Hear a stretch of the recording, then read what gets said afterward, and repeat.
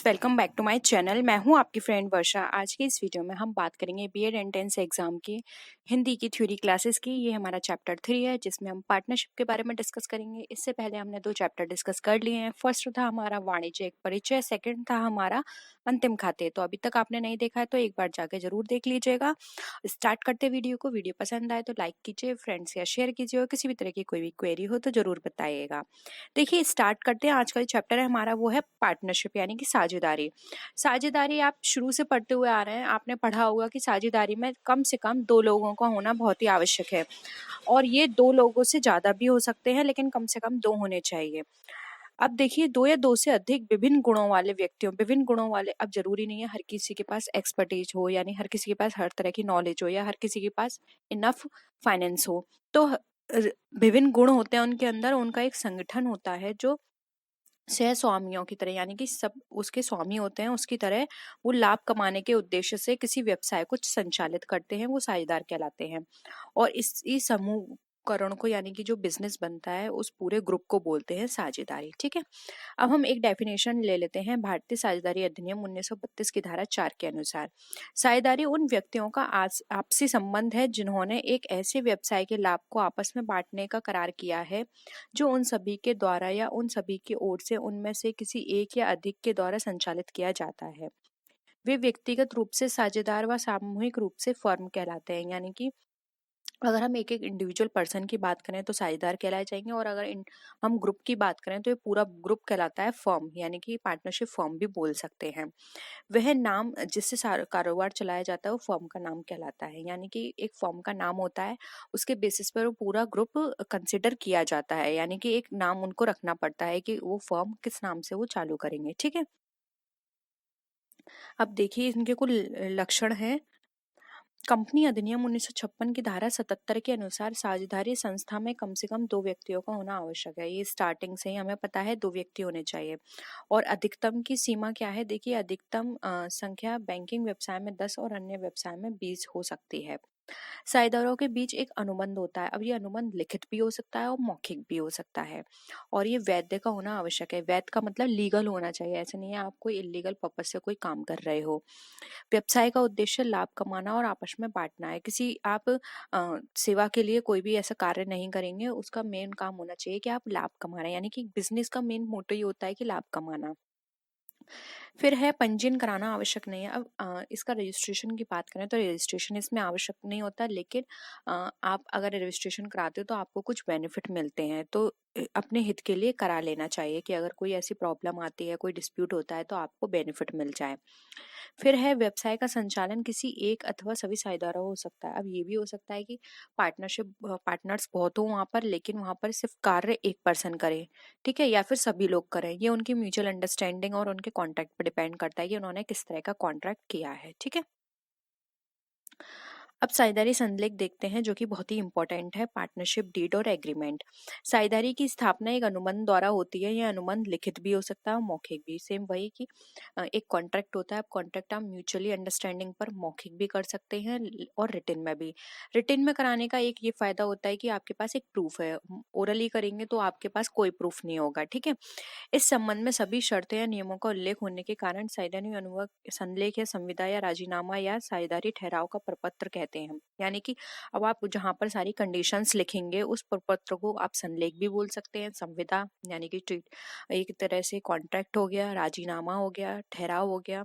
Contract हो गया, ठहराव को इंग्लिश में बोलते हैं, ठहराव को कॉन्ट्रैक्ट। ठीक है। तो ये कहलाता है। अब ये देख लीजिए साझेदारी के प्रकार कौन कौन से होते हैं।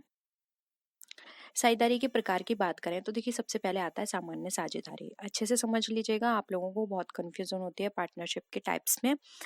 सामान्य साझेदारी देखिए, वह साझेदारी जिनमें सभी सदस्यों का दायित्व असीमित होता है। यानी कि इसमें असीमित है, आपकी पर्सनल असेट्स भी यूज की जा सकती है अगर किसी भी तरह की कोई भी लाइबिलिटी ज्यादा होती है कंपनी की, सॉरी फर्म की। ठीक है। तो सामान्य साझेदारी कहलाती है। फिर आती है सेकंड हमारी सीमित साझेदारी। सीमित साझेदारी वह साझेदारी है जिसमें सभी साझेदारों का दायित्व कैसा होता है? सीमित होता है। यानी कि इसके अंदर सभी के दायित्व कैसे हो जाएंगे? सीमित। फिर है हमारा ऐच्छिक साझेदारी, यानी कि अपनी इच्छा से। वह साझेदारी जो साझेदारों की इच्छा हो, ऐच्छिक साझेदारी कहलाती है, यानी कि इच्छा से यहाँ पर बनाई जाती है और इच्छा होने के बाद ही उसको वहाँ पे खत्म कर दिया जाता है पार्टनरशिप को। फिर है विशिष्ट साझेदारी। नाम से ही पता चल रहा है किसी विशेष कार्य को पूर्ण करने के लिए, यानी कि उन्होंने कहा कि हमें टोटल इतना प्रॉफिट अर्न करना है, इसके बाद हम अगर हमारे पास इतनी इतनी अर्निंग्स हो गई तो हम बंद कर देंगे, या फिर हमें टोटल इसमें इतना इन्वेस्ट करना है, या फिर हमारा ये वाला पर्पस, कोई भी पर्पस उनका हो सकता है, उस पर्पस के बाद वो खत्म हो जाती है पार्टनरशिप। ठीक है। फिर आता है वैध। वैध ये साझेदारी जिसका गठन अधिनियम के अनुसार किया हो वैध साझेदारी कहलाती है। अब देखिए यहाँ पर इसकी बात की गई है तो अधिनियम के अकॉर्डिंग तो सभी होते हैं, बस ये नाम से क्लासिफाई कर दी गई है, क्योंकि शुरू में ही हमने बात की थी कि साझेदारी कैसी होनी चाहिए, वैध होनी चाहिए, यानी कि लीगल होनी चाहिए। अब आता है इलीगल। अवैध साझेदारी वह साझेदारी जिसमें अधिनियम की शर्तों का उल्लेख किया गया हो। अब देखिए नाम से फर्दर क्लासिफाई कर दी, लेकिन ऐसा होता ही नहीं है। अधिनियम के विरुद्ध अगर करेंगे तो साझेदारी चल ही नहीं पाएगी, लेकिन ऐसा तो कोई पर्सन नहीं करना चाहेगा। ठीक है। फिर है निश्चितकालीन साझेदारी, यानी कि लिमिटेड पीरियड।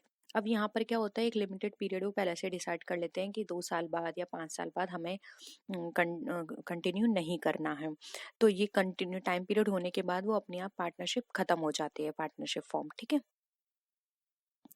फिर है अनिश्चितकालीन पार्टनरशिप। अब अनिश्चितकालीन पार्टनरशिप क्या होती है, जो कि अनलिमिटेड होता है, इसकी कोई बाउंडेशन नहीं होती कितने टाइम पीरियड बाद इसे खत्म करना है, ये कंटिन्यू चलती है। हाँ, अगर कोई ऐसी मिस हैपनिंग हो जाती है तब वहां पर वो उसको बंद करना पड़ सकता है, लेकिन इसका कोई टाइम पीरियड नहीं होता। इसके बाद आते हैं हम साझेदारों के प्रकार पर। अब तक आपने साझेदारी पढ़ी, कोई दिक्कत नहीं थी? दिक्कत हो प्लीज कमेंट सेक्शन में बता दीजिएगा या फिर टेलीग्राम ग्रुप पर बता दीजिएगा। ठीक है। अभी हम कंटिन्यू करते हैं। अब पार्टनर्स देखते हैं कौन कौन से पार्टनर्स हैं। सबसे पहले आता है हमारा जर्नल पार्टनर। वो साझेदार जिसका दायित्व असीमित हो, यानी कि अनलिमिटेड हो लायबिलिटी, वो सामान्य साझेदार कहलाता है। ये भी दो तरह के होते हैं, एक होता है एक्टिव पार्टनर, एक होता है डोमेंट और स्लीपिंग पार्टनर। देखिए एक्टिंग पार्टनर वो होता है जो भी कंपनी के अंदर, फर्म के अंदर जो भी काम होंगे सब में वो पार्टिसिपेट करता है, तो वो हो गया एक्टिव, यानी कि सक्रिय। और डोमेट और स्लीपिंग पार्टनर वो है जो कि नाम से ही निष्क्रिय, यानी कि कंपनी में वो पूंजी तो लगाता है लेकिन फर्म में पूंजी लगाएगा, प्रॉफिट एंड लॉस में भी, सब में वो पूरा भागीदार होगा, लेकिन फर्म में जितने भी काम होंगे जरूरी नहीं है वो सब में पार्टिसिपेट करे, या फिर हो सकता है वो किसी में भी पार्टिसिपेट ना करे, क्योंकि स्लीपिंग भी है। ठीक है। सब काम करेगा लेकिन वो बस काम नहीं करवाएगा, यानी कि लाइबिलिटीज बनेंगी वो भी देगा, प्रॉफिट होगा वो भी लेगा, वो पूंजी भी लेकर आएगा, लेकिन वो सिर्फ जो भी काम होंगे उसके अंदर उन काम में वो अपना कंट्रीब्यूशन नहीं करेगा। ठीक है। फिर आता है हमारा विशिष्ट साझेदार, यानी कि स्पेशल। वे साझेदार जिसका दायित्व सीमित होता है वह फर्म के प्रबंधन में जिसका भाग नहीं होता उसे विशिष्ट साझेदार बोलते हैं, यानी कि कोई भी काम होगा मैनेजमेंट का वो उसमें पार्टिसिपेट नहीं करेगा, और इसकी लायबिलिटी भी क्या है, लिमिटेड है, यानी कि फर्म की कितनी भी लायबिलिटी बने, इसको जितने कॉन्ट्रैक्ट में जितना मेंशन किया गया है सिर्फ उतनी ही इससे लायबिलिटीज ली जाएंगी, उतना ही पेमेंट इससे लिया जाएगा। अगर किसी भी तरह का कोई भी लॉस होता है तो इससे ज्यादा इससे नहीं लिया जाएगा। वो हमारा कहलाता है विशिष्ट, यानी कि स्पेशल पार्टनर, यानी कि इसको स्पेशल ट्रीटमेंट मिला है। फिर आता है अन्य साझेदार, यानी कि अदर पार्टनर। फर्स्ट है हमारा गुप्त, इसके अंदर यानी कि सीक्रेट। देखिए नाम से ही पता चल रहा है सीक्रेट। अब ये फॉर्म में काम तो करता है लेकिन इसको लोग, जो बाहर के लोग हैं, जनता है या पब्लिक है, वो इसको नहीं जानती है, यानी कि वो पार्टनर तो बना रहेगा। अब कोई भी ऐसी कंडीशन आती है, फर्म लॉस में जाती है, तो वहां पर इसको वो सारी चीजें पे करनी पड़ेंगी, लेकिन इसको कोई भी नहीं जानता है। ठीक है। यानी कि सीक्रेट पार्टनर की तरह काम करेगा फर्म के अंदर। फिर है नाम मात्र पार्टनर, जो कि नॉमिनल पार्टनर भी बोलते हैं। वे साझेदार में ना फर्म में पूंजी लगाते हैं, ना लाभानी में पार्टिसिपेट करते हैं, ना ही फर्म के कार्यों में सक्रिय भाग लेते हैं, नाम मात्र के कहलाते हैं, यानी कि ये कुछ भी नहीं करते, बस नाम के बन के बैठ जाते हैं। ठीक है। ना इन्होंने पूंजी लगाई है, ना ये प्रॉफिट एंड लॉस ले रहे हैं उसका, ना ही ये कोई काम कर रहे हैं, बस एक नाम के होते हैं।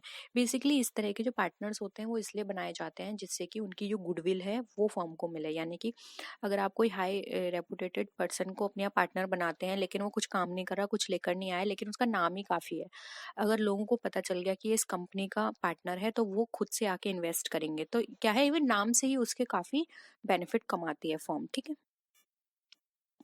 फिर है केवल लाभ में साझेदार, यानी कि पार्टनर इन ओनली प्रॉफिट। ये इस तरह के साझेदार सिर्फ और सिर्फ लाभ में हिस्सा लेते हैं, अगर कोई भी हानि होती है तो ये उसमें पे नहीं करते हैं, इसलिए इन्हें केवल लाभ में साझेदार कहलाते हैं। फिर है अवयस्क और नाबालिग साझेदार।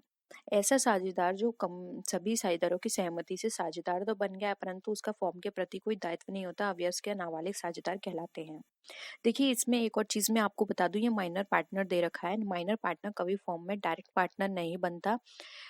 इसका कोई ना कोई गार्जियन होता है, यानी किसी के बिहाफ पर कॉन्ट्रैक्ट किया जाता है और आफ्टर 18 ईयर्स फिर ये कॉन्ट्रैक्ट चेंज हो जाता है, फिर ये वापस से फॉर्म का कॉन्ट्रैक्ट साइन करेगा तब ये पार्टनर बनेगा। यानी कि इसका कॉन्ट्रैक्ट जो है वो कोई और पर्सन जो इसका गार्जियन है या फिर जो इसकी रिस्पॉन्सिबिलिटी लेता है वो कॉन्ट्रैक्ट करता है। ये डायरेक्ट कॉन्ट्रैक्ट नहीं कर सकता क्योंकि ये भी माइनर है। ठीक है, फिर आता है गत्यावरोध द्वारा साझेदार, यानी कि पार्टनर बाय एस्टिपल। वह साझेदार जो फर्म में वास्तव में साझेदार नहीं है परंतु अपने व्यवहार एवं वचनों के द्वारा जनता को प्रदर्शित करता है कि वह फर्म में साझेदार है, गत्यावरोध द्वारा साझेदार कहा जाता है। यानी कि कोई भी पार्टनर, ठीक है, पब्लिकली उसने अनाउंसमेंट कर दिया कि वो इस फर्म का साझेदार है, तो वो वहां पे लाइबल हो जाएगा। अगर फॉर्म किसी भी तरह से लॉस में जाती है तो वहां उसे पे करना पड़ेगा, अगर वो उसका साझेदार नहीं है तब भी। क्योंकि देखिए, अगर फॉर एग्जाम्पल आपको कोई आके बोले कि मैं उस कंपनी का साझेदार हूँ और आप उसको जानते हैं, तो आप उसके यही माइंड में सोचेंगे कि ये इसका साझेदार है, कंपनी अच्छी होगी, आप उसमें इन्वेस्ट कर देंगे। लेकिन अगर वो लॉस में जाती है तो आपको नुकसान होगा। तो ये नुकसान किसकी वजह से हुआ? ये उस पर्सन की वजह से जिसने झूठ बोला। तो एक तरह से वो भी रेस्पॉन्सिबल हो जाएगा। इसीलिए इस तरह के जो साझेदार होते हैं, अगर किसी भी कंडीशन में या किसी भी मिसअंडरस्टैंडिंग से उसे पता चल जाता है कि पब्लिक को लग रहा है कि मैं भी साझेदार हूँ, तो इसको एक इन्फॉर्मेशन लिखित में देनी होती है कि मैं इससे कंपनी से जुड़ा हुआ नहीं हूँ, ये सारी जो इन्फॉर्मेशन आई है वो गलत है, मेरा इस कंपनी से कोई भी लेना देना नहीं है। क्योंकि इस तरह के केस में कोर्ट भी ये बोलती है कि अगर आपको लगता था कि लोग आपके नाम से इन्वेस्ट कर रहे हैं और आप उसका पार्टनर नहीं हो, तो आपको लिखित में ये सूचना देनी चाहिए थी पब्लिक को कि मेरा इस कंपनी से कोई भी लेना देना नहीं है। ठीक है, तो होप यहाँ पर एक पूरा कॉन्सेप्ट आपको समझ में आ गया होगा। मैंने आपको बहुत ही इजी वे में समझाने की कोशिश करी है। अब हम बात करते हैं साझेदारों के आहरण पर ब्याज की। साझेदारों द्वारा व्यापार से निजी प्रयोग के लिए निकाली गई पूंजी पर साझेदार को ब्याज देना पड़ता है, उसे आहरण पर ब्याज कहते हैं, जो इस प्रकार दिया जाता है। यदि आहरण प्रत्येक माह की अंतिम तिथि को दिया होता है तो आहरण पर जो ब्याज लगता है वो इस तरह से लगेगा, यानी कि 5/1/2। तो आप इसको नोट कर लीजिएगा।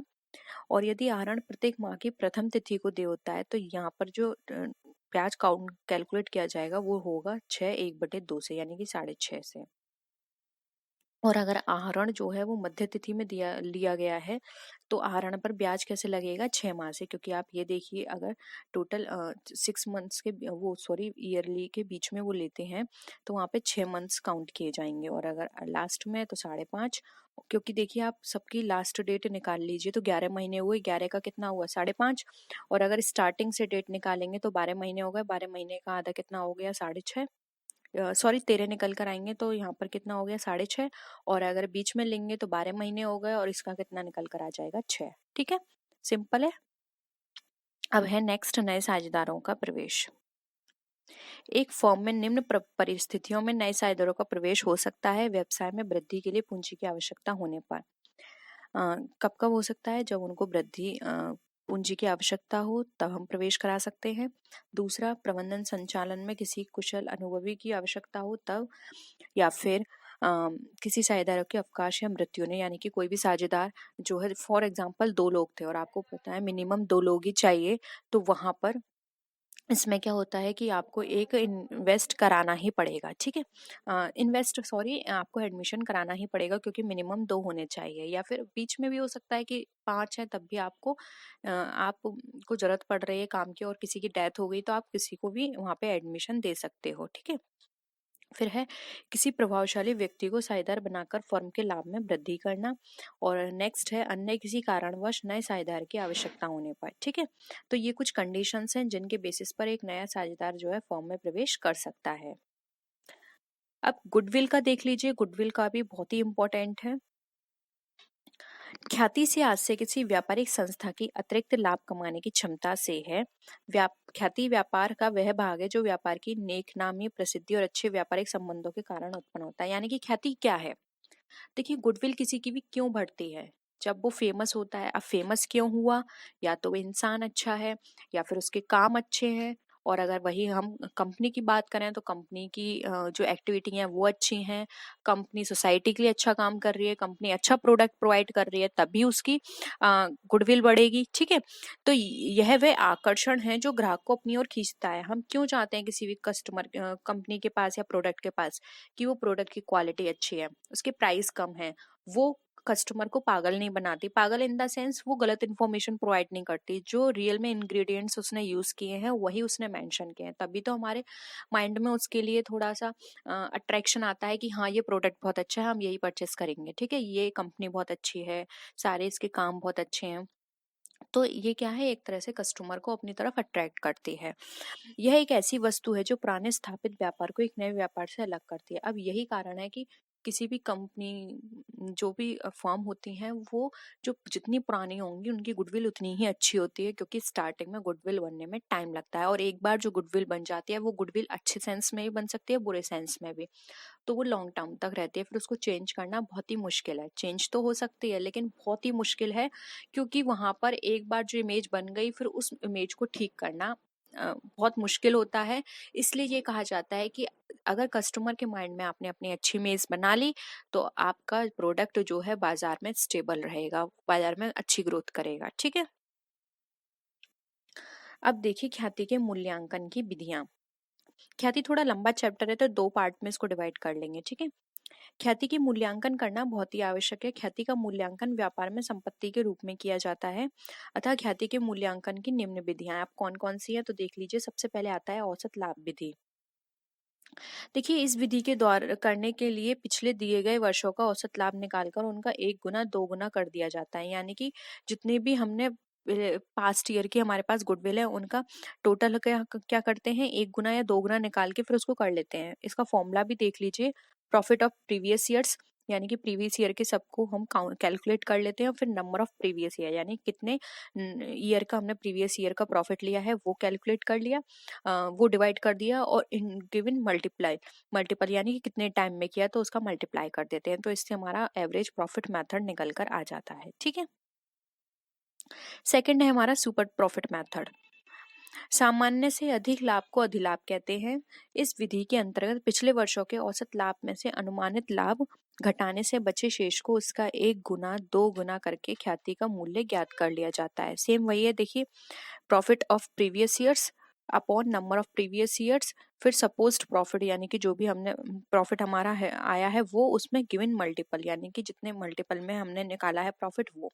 तो इस तरह से आपका सुपर प्रॉफिट मेथड निकल कर आ जाएगा। ठीक है, अगर आप इस पे क्वेश्चंस भी चाहते हैं कि एक दो क्वेश्चंस हम इन ख्याति के ऊपर कराएं तो आप वो भी बता सकते हैं, हम एक बार करा देंगे जिससे आपको ये फॉर्मूलेज और भी क्लियर हो जाएंगे। ठीक है, और अगर आपको आते हैं तो वो भी बता दीजिएगा, क्योंकि हम टाइम वेस्ट नहीं करेंगे, जितना आपको चाहिए मैटर उतना ही आपको प्रोवाइड करेंगे। ठीक है, फिर है भारित औसत विधि यानी कि वेटेड एवरेज मेथड। अब इसमें क्या होता है, वेटेड एवरेज मेथड में सबका एक अलग वेट निकाल लिया जाता है, फिर उस वेट के अकॉर्डिंग जो टोटल प्रोडक्ट होता है उसमें गिवन जो भी मल्टीपल होते हैं जितने उतना उनसे मल्टीपल करके उसकी गुडविल निकाल ली जाती है। देखिए, गुडविल टोटल प्रोडक्ट लिया, टोटल उसका वेट लिया और गिवन मल्टीपल उसका फिर मल्टीपल कर दिया। ठीक है, फोर्थ है हमारा पूंजीकरण विधि यानी कि कैपिटलाइजेशन मेथड। पूंजीकरण विधि से आश्रय फर्म का मूल्य निकालकर उसमें से शुद्ध संपत्तियों का मूल्य घटाकर ख्याति की राशि प्राप्त करने से है। देखिए, इसका है profit into 100 upon percentage normal profit net assets. अब नेट एसेट्स कैसे निकालेंगे, तो असेट्स में से जब हम लाइबिलिटीज माइनस कर देंगे तो हमारी नेट एसेट्स निकल कर आ जाएगी।